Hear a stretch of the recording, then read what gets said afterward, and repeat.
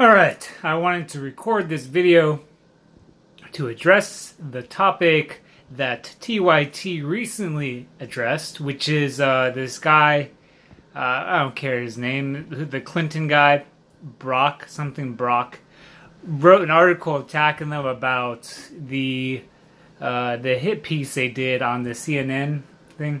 So, the town hall had a bunch of people from DC, and I guess Cenk and Anna were surprised to find out that there were a bunch of DC people. Oh my god, right? So, look, I'm a Bernie fan, a Bernie supporter, and I'm super progressive, but I feel like TYT doesn't do a good job of calling their own shit out. And a lot of their fan base are just sycophantic, super cult-like followers. And while I agree with a lot of what they do and a lot of what they put out there is really good, they do a lot of bullshit. And this most recent piece, where they're responding emotionally to an article written by this Brock guy, is more evidence of how they really can't defend themselves, and it really touched a nerve, apparently, because you see both Cenk and Anna respond emotionally and irrationally. So they resort to their entire piece about attacking CNN for their question, for hiding the identities of hiding and misidentifying the people who ask the questions, which are really accusatory claims. And I think that's where they're completely missing the point. It's going over their head. That they are accusing CNN of conspiring. In an Alex Jones fashion, they are making a video saying that, hey, look, we saw this person taking a picture with Michelle Obama, or whoever they were taking a picture with, insinuating that they have some ulterior motive. So they do this disingenuous, like, I'm not saying, I'm just saying, right?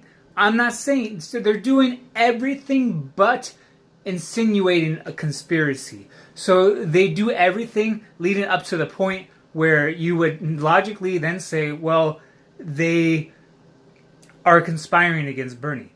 And they get off on that train. Why? Because they don't want to be held liable. They don't want to be seen as, like, they don't want to be seen as the Alex Jones type or whatever. But they're doing the same thing.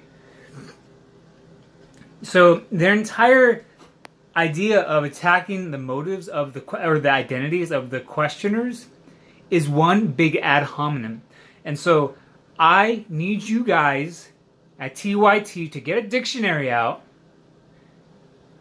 and look up what an ad hominem is. All right, an ad hominem is is a fallacious argument that relies on attacking the character or the motive of the person rather than the substance of the argument itself.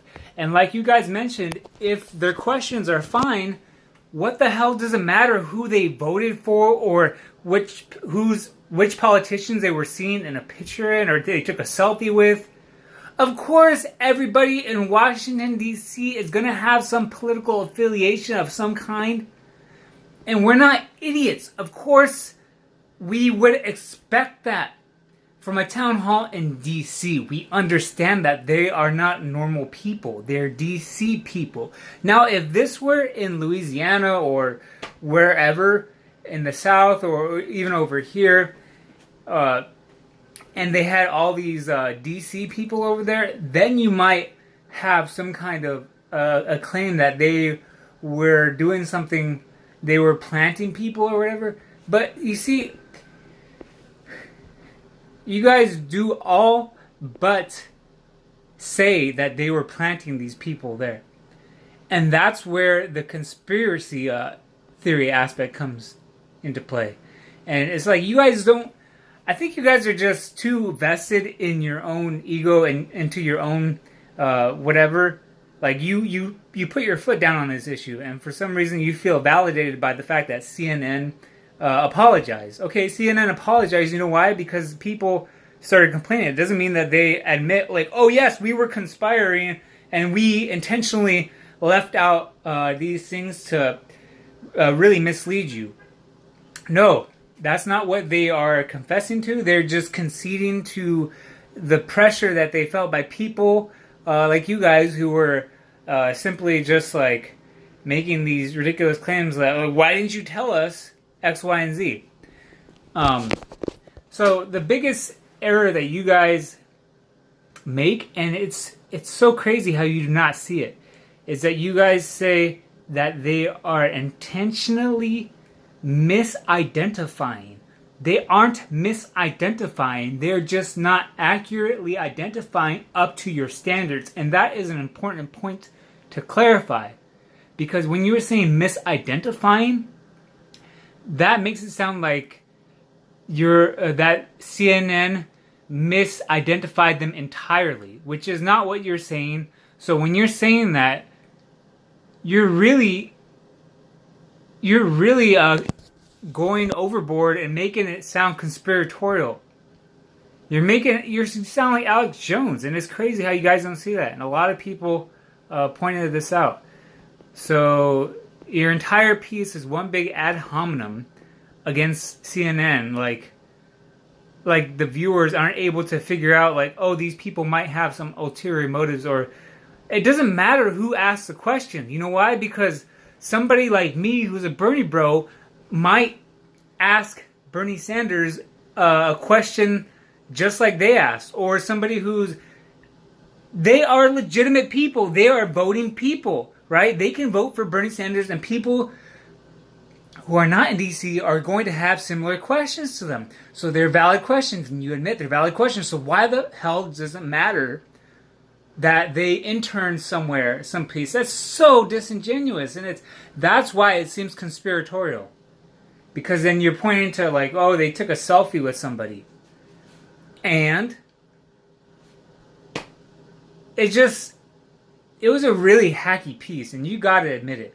So you guys should be the ones to apologize for the angle you took. It's one thing to elucidate the identity, like, you can, just tell us more information about the identities of these questioners.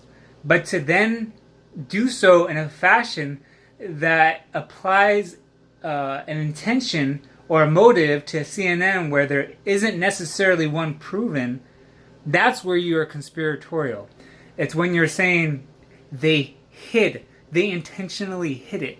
Where do you have proof for that? You do not have proof for that. And that, when you're talking about ethics, Anna, that is unethical journalism. When you're applying, when you're insinuating or accusing them of having a motive which you have no proof of. Do you have any proof that they intentionally left out some identifying information? No, you don't.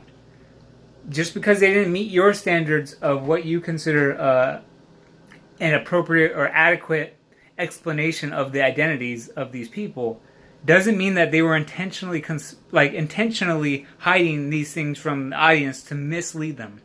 And I hope that you can understand that distinction.